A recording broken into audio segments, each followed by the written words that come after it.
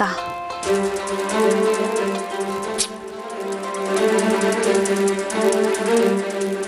Hello, ಯಾರು?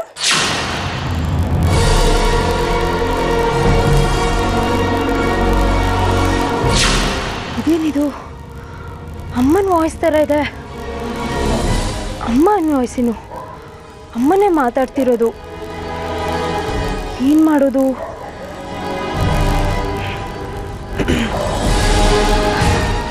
Hello, ನನ್ನ ಆರ್ತಿ friend ಮಾತಾಡ್ತಾ ಇದ್ದೀನಿ. ನೀವ್ಯಾರು ಮಾತಾಡ್ತಾ ಇರೋದು? ನಾನು ಆರ್ತಿ ಓರ್ಗಿತಿ, ಪರಿಮಳ ಅಂತ. ನಾನು ಆರ್ತಿಯವ್ರ ಹತ್ರ ಮಾತಾಡಬೇಕಿತ್ತು. ಕರಿತೀರಾ ಅವ್ರನ್ನ? ಆರ್ತಿ ಎಲ್ಲ ಹೊರಗಡೆ ಹೋಗಿದ್ದಾಳೆ. ಅವಳು ಬಂದಿದ ತಕ್ಷಣ ಫೋನ್ ಮಾಡಕ್ಕೆ ಹೇಳ್ತೀನಿ. ನೀನು ಸರಿನಾ ವೇದಿಕಾ?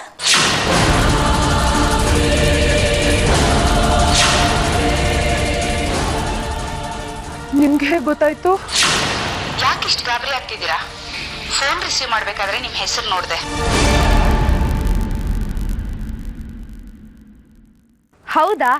ಹಾಗಿದ್ರೆ ಆರ್ತಿಯವ್ರು ಬಂದ ತಕ್ಷಣ ನನಗೆ ಫೋನ್ ಮಾಡಕ್ಕೆ ಹೇಳಿ, ಮರಿಬೇಡಿ.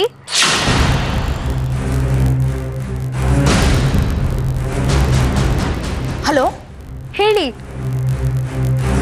ನಿಮ್ಮ ವಾಯ್ಸು ನನ್ನ ಮಗಳ ವಾಯ್ಸ್ ಥರನೇ ಇದೆ.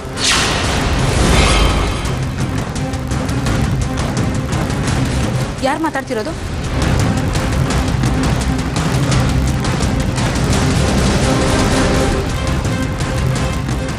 ಏನು, ನಿಮ್ಮ ಮಗಳು ವಾಯ್ಸ್ ಥರನಾ? ಹಾ, ನಿಮ್ಮ ಹೆಸರು ವೇದಿಕಾನೇನಾ? ಹ್ಞೂ, ನನ್ನ ಮಗಳ ಹೆಸರು ವೇದಿಕಾನೇ. ಈ ಹಿಂದೆ ಮಾತಾಡಿದ್ದು ನನ್ನ ಮಗಳೇ ಅನ್ನಿಸ್ತಾ ಇದೆ ನನಗೆ. ವಾಯ್ಸ್ ಒಂದು ಸ್ವಲ್ಪನೂ ಚೇಂಜ್ ಆಗಿಲ್ಲ. ಎಲ್ಲಿದ್ದೀರಾ ನೀವು? ಏನು ಮಾಡ್ತಿದ್ದೀರಾ? ನೀವು ಯಾವ ಊರವರು? ಅಮ್ಮ, ಅದು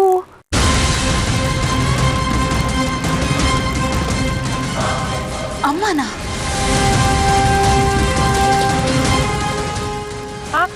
ಇಲ್ಲ ಆಂಟಿ, ಅಮ್ಮ ಕರಿತಿದ್ರು, ಅವ್ರ ಹತ್ರ ಮಾತಾಡ್ತಿದ್ದೆ.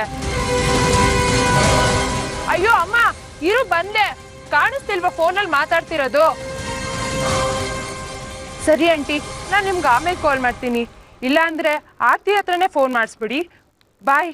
Hello hello Vedika.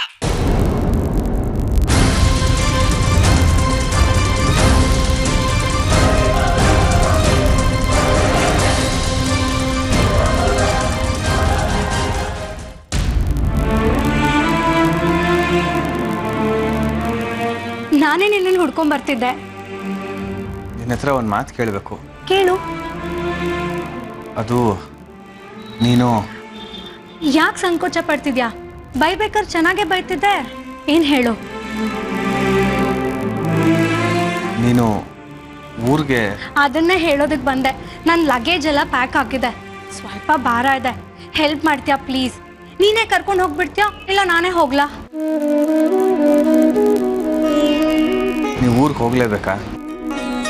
ಏನು ಮಾಡಲಿ? ನನ್ನ ಜಾಗದಲ್ಲಿ ನೀನಿದ್ದಿದ್ರೆ ಏನು ಮಾಡ್ತಿದ್ದೆ?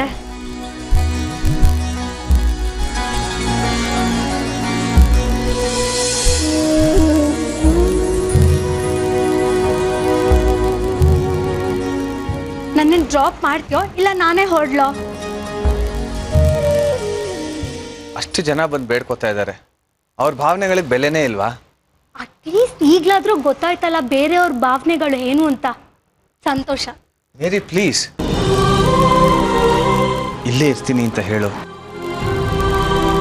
ನೀನು ನನ್ನ ಜೊತೆ ಇರ್ತೀನಿ ಅಂತ ನೀನೇ ನನಗೆ ಭರವಸೆ ಕೊಟ್ಟಿದ್ದು. ಇಲ್ಲ ಅಂತಿದ್ರೆ ಏನು ಮಾಡ್ತಿದ್ದೆ? ಆದಿತ್ಯನ ಅವ್ರಿಗೆ ಕೊಡ್ತಾ ಇರ್ಲಿಲ್ವಾ? ಇಲ್ಲ, ನಾನು ಇಲ್ಲೇ ಇರ್ತೀನಿ ಅಂತ ಅನ್ಕೊಂಡು ಆದಿತ್ಯನ ಕೊಟ್ಟ್ಯಾ? ಅದು ಒಂದು ಕಾರಣ ಅಷ್ಟೇ. ಅವ್ರ ಮನೆಯವರ ಅನ್ಯೋನ್ಯತೆ ನೋಡಿ ಅದು ಹಾಗೆ ಇರಲಿ ಅಂತ ನಾನು ಒಪ್ಕೊಂಡಿದ್ದು. ತಾಯಿ ಮಗನ್ನ ದೂರ ಮಾಡಬಾರ್ದು ಅಂತ ನಾನು ಒಪ್ಕೊಂಡಿದ್ದು.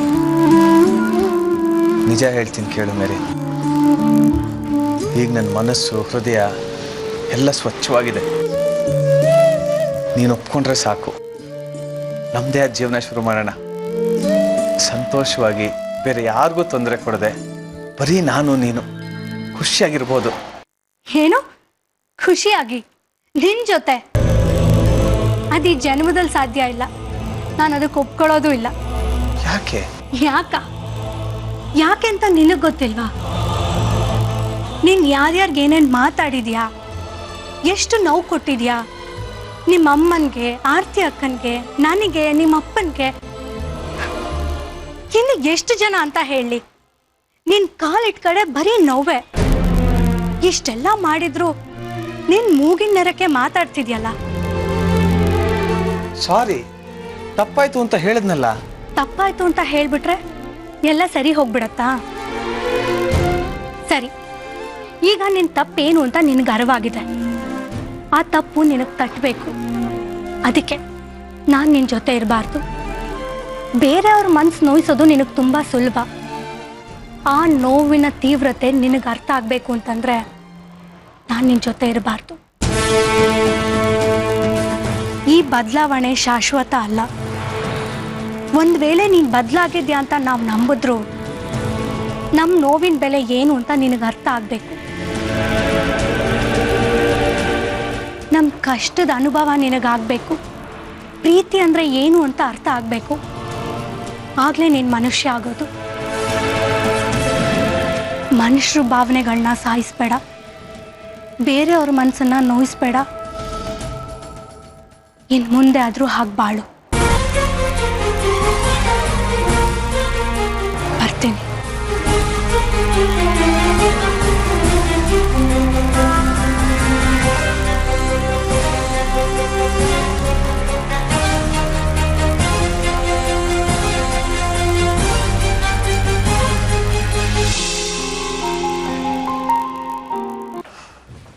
ಅಮ್ಮ, ನಾನಿನ್ನು ಬರಲಾ? ನೀವು ಹೇಳಿರೋ ಕೆಲಸನ ನಾನು ಚಾಚು ತಪ್ಪದಿರ ಮಾಡಿದ್ದೀನಿ. ನೀವು ಅನುಮತಿ ಕೊಟ್ಟರೆ ನಾನಿನ್ನು ಹೊರಡ್ತೀನಿ. ನಾನು ಅನುಮತಿ ಕೊಡಲಿಲ್ಲ ಅಂದರೆ ನೀನು ಇಲ್ಲೇ ಇದ್ಬಿಡ್ತೀಯಾ? ಅಮ್ಮ, ಸಂತೋಷವಾಗಿ ಕಳಿಸ್ಕೊಡಿ. ಮನಸ್ಸು ಹಗೂರ ಮಾಡ್ಕೊಂಡು ಹೋಗ್ತೀನಿ. ಇಲ್ಲಾಂದರೆ ಮನ್ಸಿಗೆ ಭಾರ ಆಗಿ ಕಣ್ಣೀರು ಹಾಕಬೇಕಾಗತ್ತೆ. ಅಂದರೆ ನಾನು ಅನುಮತಿ ಕೊಟ್ಟರು ಕೊಡದೇ ಇದ್ರು ನೀನು ಹೋಗೇ ಹೋಗ್ತೀಯ. ಮೇರಿ, ಒಂದ್ಸಲ ಯೋಚನೆ ಮಾಡಿ ನೋಡೆ. ಎಕ್ಸಾಮ್ ಮುಗಿಸ್ಕೊಂಡು ನೀನು ಇಲ್ಲಿಗೆ ಬಂದ್ಬಿಡು. ನಾವೆಲ್ಲರೂ ಒಟ್ಟಿಗೆ ಖುಷಿಯಾಗಿರ್ಬೋದು ಕಣೆ.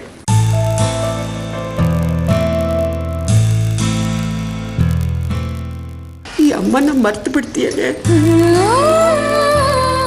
ಅಮ್ಮ, ಯಾಕ ಥರ ಹೇಳ್ತಾ ಇದ್ದೀರಾ? ನಾನು ಹೇಗಮ್ಮ ನಿಮ್ಮನ್ನು ಮರೀಲಿ? ನೀವು ನನ್ನನ್ನು ಹುಡ್ಕೊಂಡು ಬಂದಿದ್ದ ಉದ್ದೇಶ ಏನೇ ಇರಬಹುದು. ಆದರೆ ಇಲ್ಲಿಗೆ ಬಂದಮೇಲೆ ನೀವು ನನ್ನನ್ನು ನಿಮ್ಮ ಮಗಳ ಥರ ನೋಡ್ಕೊಂಡಿದ್ದೀರಾ. ಕೈ ತುತ್ತು ಹಾಕಿದ್ದೀರಾ. ನಿಮ್ಮನ್ನ, ನಿಮ್ಮ ಕೈನ ನಾನು ಸಾಯೋ ತನಕ ಮರೆಯಲ್ಲ ಅಮ್ಮ. ಖಂಡಿತ ಮರೆಯಲ್ಲ.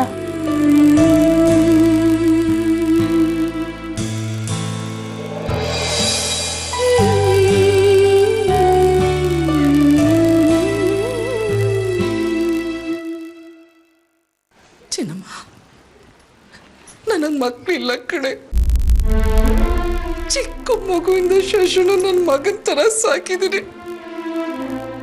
ಇನ್ ಮುಂದೆ ನೀವಿಬ್ರು ನನ್ನ ಕಣ್ ಮುಂದೆ ನನ್ನ ಮಕ್ಕಳಾಗಿ ಓಡಾಡ್ತಾರೆ ಅನ್ಕೊಂಡಿದ್ದೆ.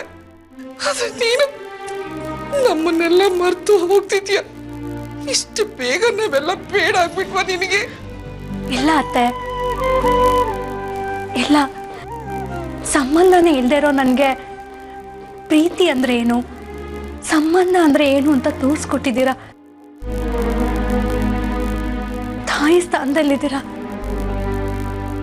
ನಾನು ಮರೆಯಲ್ಲ, ನೀವು ಅಷ್ಟೇ. ನನ್ನ ಮರೆಯಲ್ಲ ತಾನೆ? ನನ್ನಮ್ಮ ಹೇಗೆ ಮರೀಲಿ ನಿನ್ನನ್ನ? ಹೇಗೆ ಮರೀಲಿ ನಿನ್ನನ್ನ? ನೀನೊಂಥರ ಗುರು ಕಣೆ ನನಗೆ. ನಿನ್ನ ಮನಸ್ಸು ಚಿನ್ನದಂಥದ್ದು. ಒಂದಲ್ಲ ಒಂದಿನ ಹಳೆದನ್ನೆಲ್ಲ ಮರೆತು ನೀನ್ ನಮ್ಮ ಶಶು ಜೀವನದಲ್ಲಿ ಪರಿಚಯ ಅನ್ಕೊಂಡಿದೀನಿ, ಆಸೆ ಇಟ್ಕೊಂಡಿದೀನಿ ಕಡೆ. ದಯವಿಟ್ಟು ನೀನು ಆಸೆ ಮಾಡ್ಬೇಡ.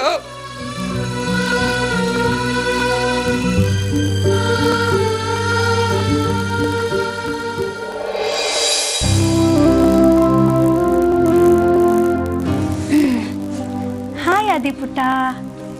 ನಾನು ನಿಮ್ ಜೊತೆ ಮಾತಾಡ್ಸಲ್ಲ. ಯಾಕೋ? ಯಾಕೆಂದ್ರೆ ನನ್ನ ಬಿಟ್ಟು ಹೋಗ್ತೀರಾ? ರಜದಲ್ಲಿ ನಾನು ವಾಪಸ್ ಬರ್ತೀನಿ. ನಿಜವಾಗ್ಲೂ? ಪ್ರಾಮಿಸ್? ಪ್ರಾಮಿಸ್. ಪುಟ್ಟ, ನಿನಗೆ ನನ್ನ ಮೇಲೆ ಸಿಟ್ಟಿದ್ರು ನನಗೆ ನಿನ್ನ ಮೇಲೆ ಸಿಟ್ಟಿಲ್ಲ. ಯಾಕೆ? ಯಾಕೆ ಅಂತಂದರೆ ನಾನು ಇಲ್ಲಿಗೆ ಬರೋದಕ್ಕೆ ನೀನೇ ತಾನೇ ಕಾರಣ. ನೀನು ಅವತ್ತು ಸ್ಕೂಲ್ ಹತ್ರ ಬರದೇ ಹೋಗಿದ್ದಿದ್ರೆ ನಾನು ಇಲ್ಲಿಗೆ ಬರ್ತಾ ಇರಲಿಲ್ಲ. ಇವ್ರು ಯಾರೂ ನನಗೆ ಸಿಗ್ತಿರ್ಲಿಲ್ಲ. ಅದಕ್ಕೆ ಥ್ಯಾಂಕ್ ಯು ಸೋ ಮಚ್. ನೀವು ಯಾವಾಗ ಇಲ್ಲಿಗೆ ಬರ್ತೀರಾ? ಇಲ್ಲಿಗ? ಯಾಕೆ? ಯಾಕೆಂದ್ರೆ ನನ್ನ ನೋಡೋಕ್ಕೆ. ಎಕ್ಸಾಮ್ ಮುಗಿದ ತಕ್ಷಣ ಬಂದ್ಬಿಡ್ತೀನಿ, ಸರಿನಾ? ನಿಜವಾಗ್ಲೂ? ನಿಜವಾಗ್ಲೂ ಬರ್ತೀನಿ. ನೀವು ಬರಲಿಲ್ಲ ಅಂದ್ರೆ ನಾನೇ ಬಂದ್ಬಿಡ್ತೀನಿ. ಹೆಂಗಿದ್ರು ನಂಗೂ ರೂಟ್ ಗೊತ್ತು. ಆಹಾ, ಹಾಗೆಲ್ಲೂ ಮಾಡಬಾರ್ದು. ನಾನೇ ನಿನ್ನನ್ನು ನೋಡಕ್ ಬರ್ತೀನಿ, ಸರಿನಾ? ಓಕೆ.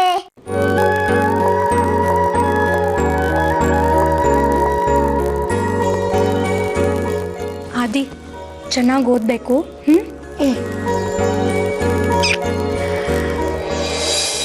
ಅನಾಥೆ ಆಗಿದ್ದು ನನಗೆ ತಂಗಿ ಸ್ಥಾನ ಕೊಟ್ರಿ. ಸ್ವಂತ ತಂಗಿಗಿಂತ ಹೆಚ್ಚಾಗಿ ನೋಡ್ಕೊಂಡ್ರಿ. ಈ ಋಣನ ನಾನು ಏನು ಜನ್ಮ ಎತ್ತು ಬಂದು ತೀರ್ಸಕ್ಕಾಗಲ್ಲ ಅಕ್ಕ. ನಾನು ನಿಮ್ಮನ್ನು ಯಾವತ್ತೂ ಮರೆಯೋದಿಲ್ಲ. ನಿಮ್ಮ ನೆನಪು ನನ್ನ ಮನಸ್ಸಲ್ಲಿ ಸದಾ ಹಾಗೆ ಇರುತ್ತೆ. ತಂಗಿಯನ್ನು ಸ್ವಾರ್ಥ ನನಗಿರ್ಬೋದು, ಆದ್ರೆ ಆದಿತ್ಯನ ನೀನು ಹುಡುಕಿ ತಂದು ಕೊಟ್ಟಿದ್ಯಾ. ನೀನ್ ಕೊಟ್ಟ ಪ್ರೀತಿ ನಿಸ್ವಾರ್ಥ ಪ್ರೀತಿ ಕಣೆ. ನನ್ನ ಫ್ಯಾಮಿಲಿಗೋಸ್ಕರ ನೀನು ಎಷ್ಟೆಲ್ಲ ರಿಸ್ಕ್ ತಗೊಂಡಿದ್ಯಾ. ಅಕ್ಕ, ನಾನು ನಿಮ್ಗೆ ಅನ್ಯಾಯ ಮಾಡಿದ್ರು ನೀವು ಅದನ್ನು ಮನಸ್ಸಲ್ಲೇ ಇಟ್ಕೊಂಡಿಲ್ಲ. ಇನ್ನು ನನ್ನಿಂದ ನಿಮ್ಗೇನು ಮಹಾ ಉಪಕಾರ ಆಗಿದೆ.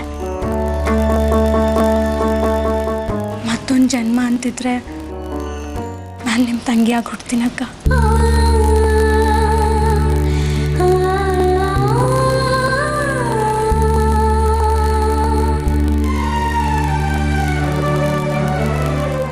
ಬರ್ಲಾ?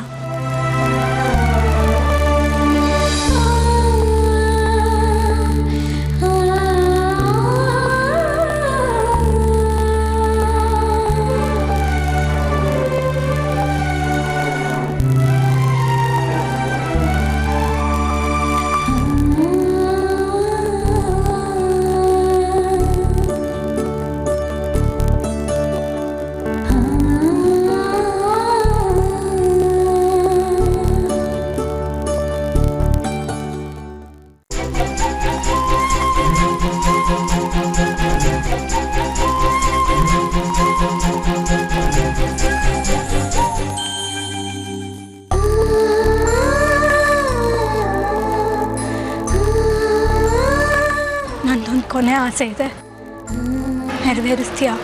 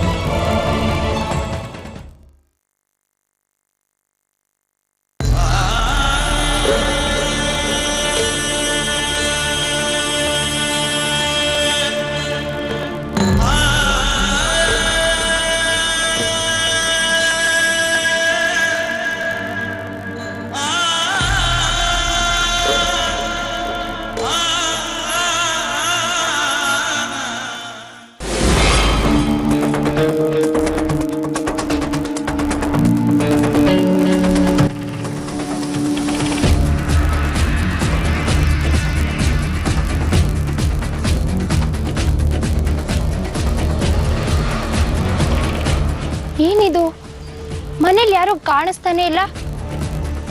ಚಿಕ್ಕಪ್ಪನ ಬೈಕು ಕಾಣಿಸ್ತಿಲ್ಲ. ಇಷ್ಟ ಬೇಗ ಹೊರಟ್ಬಿಟ್ರಾ?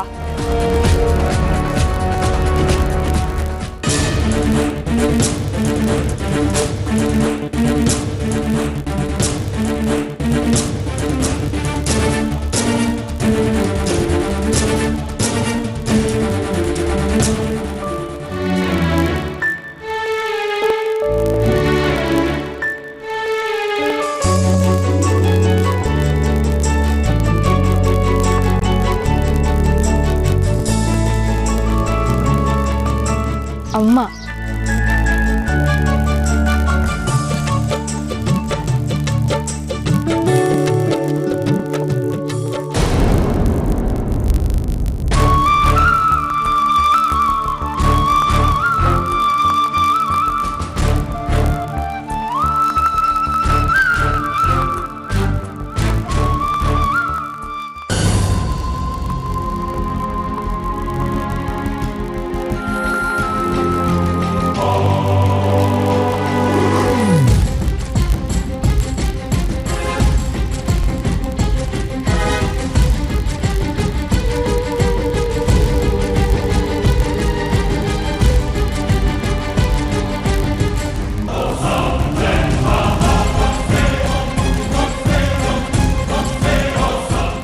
ಈಗಾಗಿರೋ ಅನಾಹುತಗಳೇ ಸಾಕು.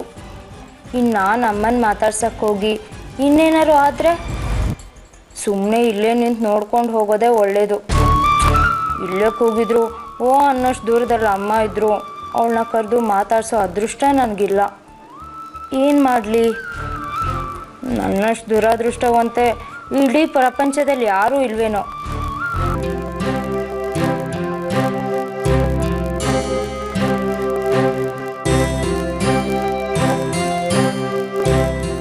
ಶಕು, ಏನೇ ಇದು ಬ್ಯಾಗು? ಎಲ್ಲಿಗೆ ಅಂತ ಕೇಳಬಾರ್ದು, ಆದರೂ ಕೇಳಿದ್ರೆ ಕೆಟ್ಟದಾಗ್ಬಿಡುತ್ತೆ. ಅದಕ್ಕೆ ಈಗ ಆಗಿರೋದಕ್ಕಿಂತನೂ ಕೆಟ್ಟದಾಗೋಕೆ ಸಾಧ್ಯನಾ? ನಾನು ಊರಿಗೆ ಹೋಗ್ತಾ ಇದ್ದೀನಿ. ಊರಿಗ? ಯಾಕೆ? ಇಲ್ಲಿ ಇದ್ಕೊಂಡು ಈ ವೈಭವನೆಲ್ಲ ನೋಡೋದ್ಕಿಂತ ನನ್ನ ಮನೆಗೆ ಹೋಗಿ ನನ್ನ ಕಣ್ಣೀರು ಹಾಕೋದೇ ಲೇಸು. ನನ್ನಿಂದ ಸಹಿಸ್ಕೊಳಕ್ಕಾಗ್ತಿಲ್ಲ. ಅದಕ್ಕೆ ಊರಿಗೆ ಹೊರಟ್ಬಿಡೋದಾ? ಅದಕ್ಕೆ ನನ್ನ ಶಶುನ ಚಿಕ್ಕದ್ರಿಂದ ಸ್ವಂತ ಮಗನಿಗಿಂತ ಹೆಚ್ಚಾಗಿ ನೋಡ್ಕೊಂಡಿದ್ದೀನಿ. ಅವನಿಗೆ ಸ್ವಲ್ಪ ನೋವಾದ್ರೂ ಕೂಡ ನನ್ನಿಂದ ಸಹಿಸ್ಕೊಳಕ್ಕಾಗ್ತಿರ್ಲಿಲ್ಲ. ಒತ್ತಾಡೋಗ್ಬಿಡ್ತಿದ್ದೆ. ಅವನು ಮಾಡ್ತಿರೋದು ಕೆಟ್ಟದೋ ಒಳ್ಳೇದೋ ಒಂದು ನೋಡ್ದೆ ಅವನಿಗೆ ಸಪೋರ್ಟ್ ಮಾಡ್ತಿದ್ದೆ. ಅದೇ ಅವನಿಗೆ ಶಾಪ ಆಗೋಯ್ತು ಏನೋ. ನನ್ನ ಅತಿ ಮುದ್ದು ಅವನನ್ನ ಹಾಳು ಮಾಡ್ಬಿಡ್ತು ಅನ್ಸುತ್ತೆ. ಅದಕ್ಕೆ ಆಗಿದ್ದಾಗೋಯ್ತು. ನೀನ್ ಮಾಡಿದ ತಪ್ಪು ಅಂತ ನಿನ್ಗೆ ಅರ್ಥ ಆಯ್ತಲ್ಲ, ಅದಕ್ಕೆ ಯಾಕೆ ಊರಿಗೆ ಹೋಗ್ಬೇಕೀಗ? ಆದಿತ್ಯನ ನೀವು ಆರ್ತಿಗೆ ಕೊಟ್ಬಿಟ್ರಿ. ಶಸು ಸಂಸಾರನಾದ್ರೂ ನೋಡ್ಕೊಂಡು ಸಂತೋಷವಾಗಿರೋಣ ಅಂದ್ರೆ ಮೇರಿನ ಅವನ್ನ ಬಿಟ್ಟು ಹೊರಟೋದ್ಲು.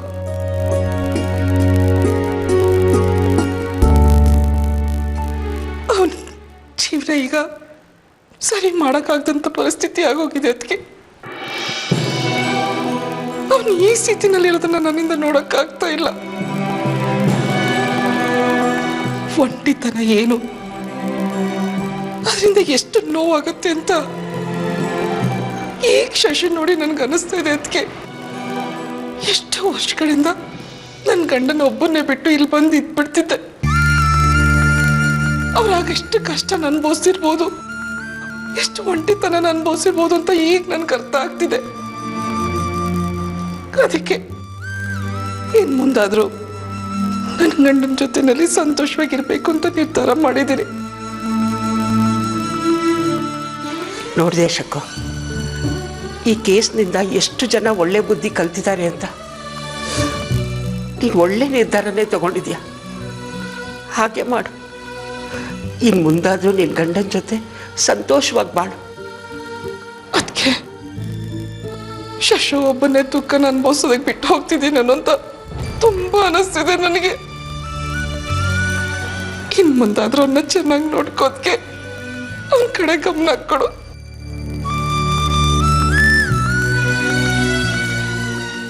ನಾನು ಹೊರಡ್ತೀನಿ.